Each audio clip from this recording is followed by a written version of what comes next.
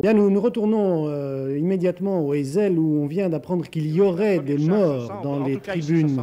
C'est encore à mettre au conditionnel, mais on voit très bien que la tribune est jonchée de corps et vous voyez, les secouristes manquent de civières. Ils sont obligés d'utiliser des barrières nadars pour transporter les corps des blessés et je vous le dis même, peut-être des morts. Arsène Vaillant, vous êtes sur place, est-ce que vous avez eu des informations à ce propos? Comment dirais-je, justement, nous étions en train d'en discuter il y a quelques instants. On nous a dit qu'il y avait des morts. Quant à dire combien, et si c'est exact, ça je ne puis absolument pas vous le certifier, étant donné que je suis à ma position de commentateur dans la tribune et j'assiste à tout ce qui se passe. Alors je ne sais pas ce qui s'est passé dehors, je n'étais pas dans la bagarre non plus, fort heureusement d'ailleurs, parce que moi je veux bien être commentateur sportif, mais pas non plus correspondant de guerre. Je me sens, voilà, encore un gars qu'on transporte dans un état qui ne semble pas être des plus brillants. Alors je suppose qu'on va venir tout de même dans les minutes qui vont suivre nous donner des informations. Et j'espère, mais alors j'espère de tout mon cœur qu'il s'agit là de fausses rumeurs, d'exagération. Mais enfin, je crains malheureusement que la chose soit parfaitement possible. On voit regardez ce corps qui vient d'être déposé sur le brancard était totalement inerte.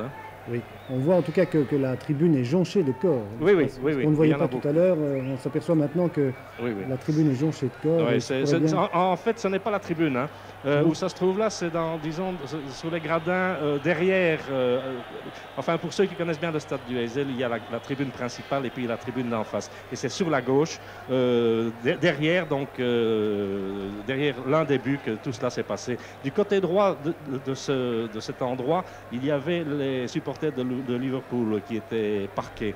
Alors, on a peut-être commis une erreur en ne mettant pas carrément un rideau de policiers entre eux. Il y avait bien des barrières, bien sûr, mais peut-être il fallu mettre, enfin, on ne sait jamais, on ne sait plus quelles précautions ils font prendre. Une solution aussi était évidemment d'amener ici des autopompes et à la moindre tentative de l'un ou l'autre, eh bien, d'y aller à grands coups.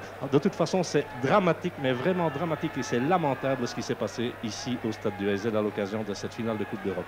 Est-ce que vous avez l'impression qu'il y a eu des provocations, Arsène? Est-ce qu'il y a eu Mais non, écoutez, de toute façon, il y a un fait social qui n'y a rien à faire. Nous sommes une période de violence et il y a parmi ces supporters ou ces soi-disant supporters, il y a ce qu'on appelle des casseurs. Ce sont des gars qui vont partout où il y a moyen de casser, de créer des incidents et hélas, cela s'est passé ici aujourd'hui. Alors en plus de ça, vous savez que les supporters britanniques, ils aiment bien la boisson, ils aiment bien notre bière probablement, mais enfin il n'y a pas que quand ils viennent chez nous qu'ils se conduisent comme ça. Même en Angleterre, à l'occasion des matchs de championnat, il y a aussi des incidents.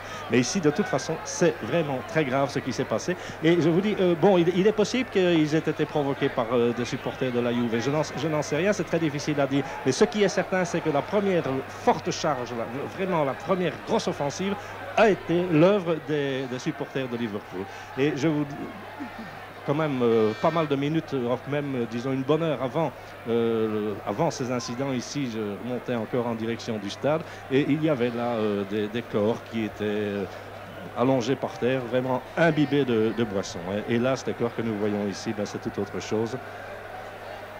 Ce sont des images absolument épouvantables. Il y a environ 3 semaines, il y a eu cette véritable tragédie de Bradford, mais qui était d'un genre essentiellement différent. Ici, c'est vraiment la violence qui a joué. C'est profondément regrettable, d'autant plus que, je le répète, une finale de Coupe d'Europe, eh bien, en principe, ça devrait toujours être la grande fête du football. Et là, ce n'est pas le cas ce soir. Bien, merci Arsène. Voilà. Donc, merci beaucoup. Donc, nous vous retrouvons en direct de toute manière sur la première chaîne à partir de 8 h pour le reportage de ce qui devrait en principe être un match de football de Coupe d'Europe.